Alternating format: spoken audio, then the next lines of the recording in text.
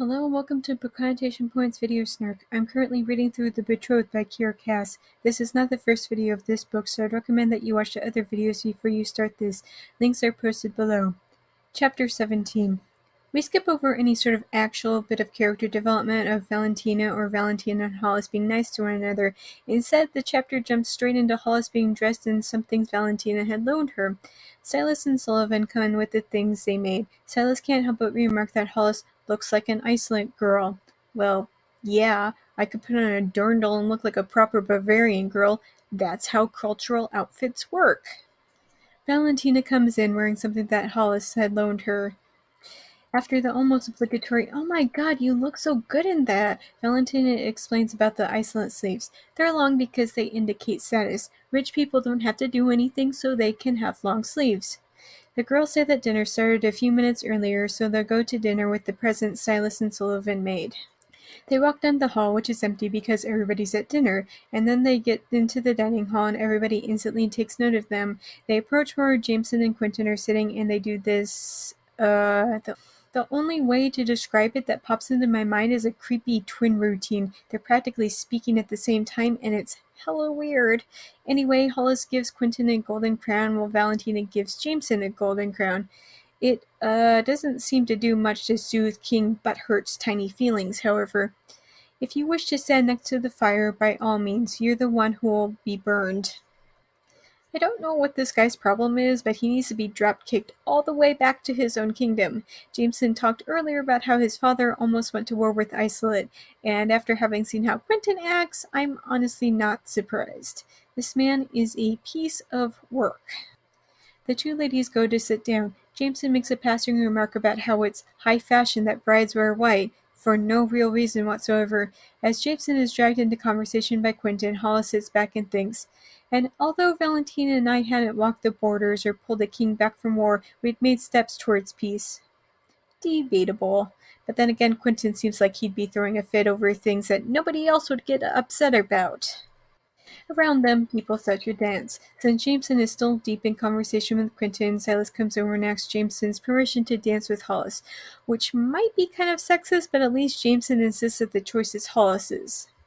They dance, and Silas remarks about how bad he feels over starting an international incident.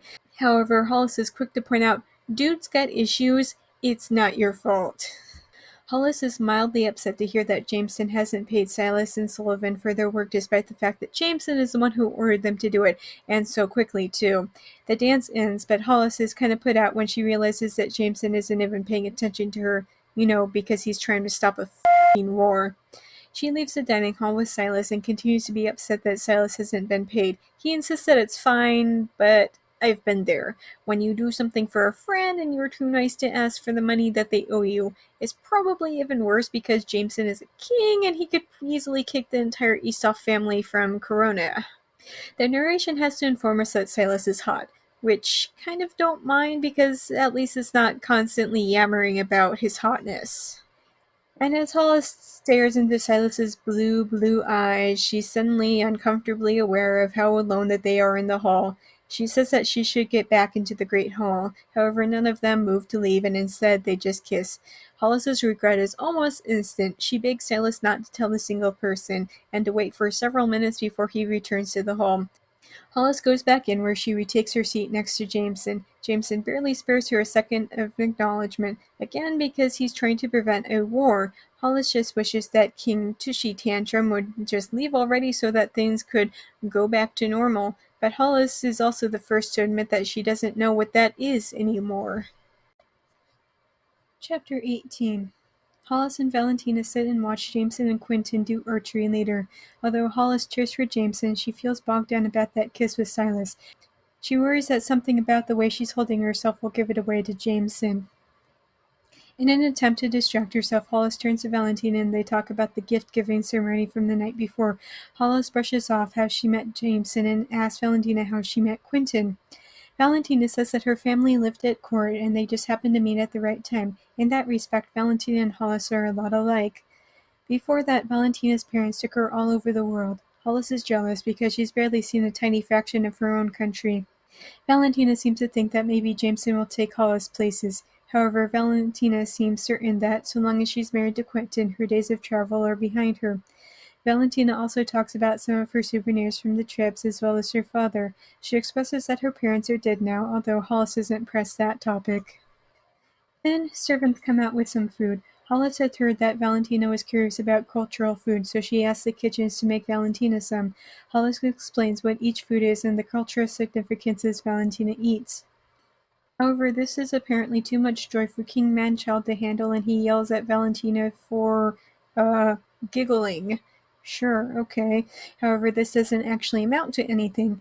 Maybe the author was trying to remind us that Valentina is trapped in this awful political marriage. However, it's a political marriage to a king.